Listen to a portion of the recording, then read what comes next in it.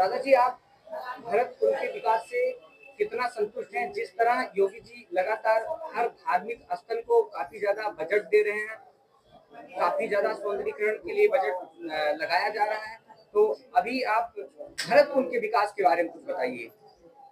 योगी जी, माननीय योगी जी की सरकार में जी धार्मिक स्थल भरतकुंड का जी जितना विकास हुआ है जी वो बहुत अधिक हुआ जी और हो रहा है।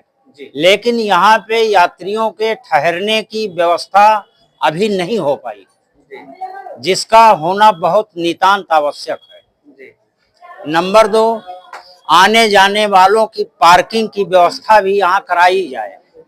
जो गाड़ियां आए वो पार्किंग के अंदर रहें, उनकी व्यवस्था सरकार की तरफ से होनी चाहिए, तभी यहाँ लोग आएंगे और यहाँ के महत्व को देश और प्रदेश स्तर तक पहुंचेगा।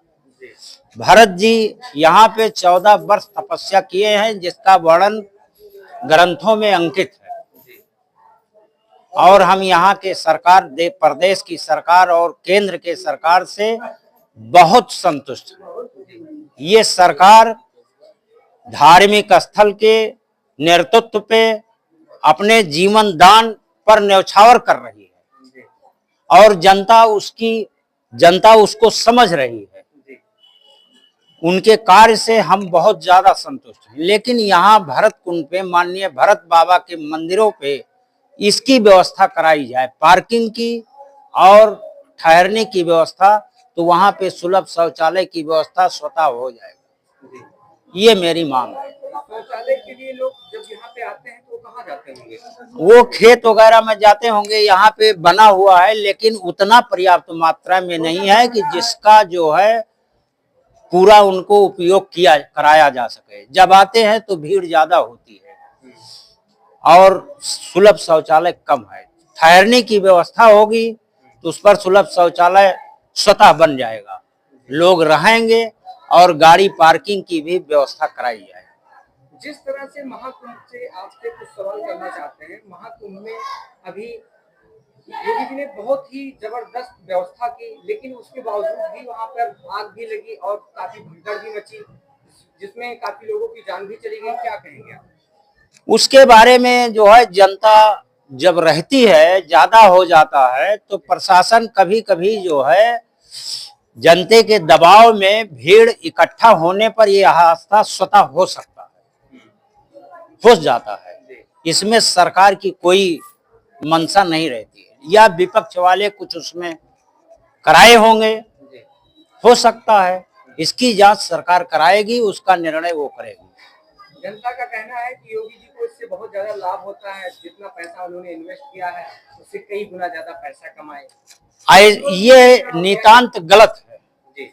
योगी जी को पैसे की कोई आवश्यकता नहीं हो। दो धर्म स्थल के महंत स्वयं हैं, तो उनको पैसे के लालच की कोई व्यवस्था उनके पास तो हमारी समझ में नहीं आता।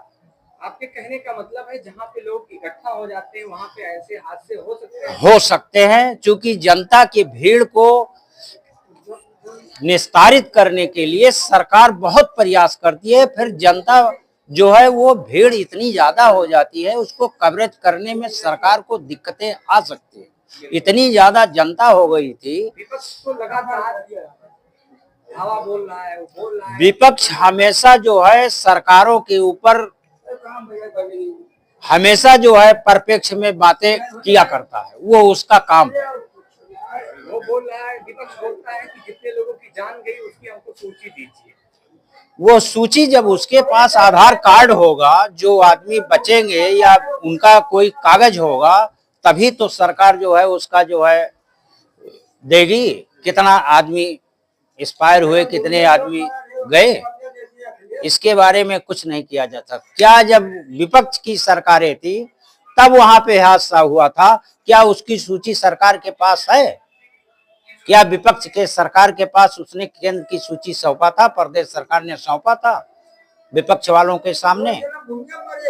वो जब सरकार थी विपक्ष की, जब वहां पे पुल टूटा था, माननीय आजम खान नगर विकास मंत्री थे, तो क्या उस पुल पे जब हादसा हुआ था तो उसकी सूची सरकार ने सौंपी थी।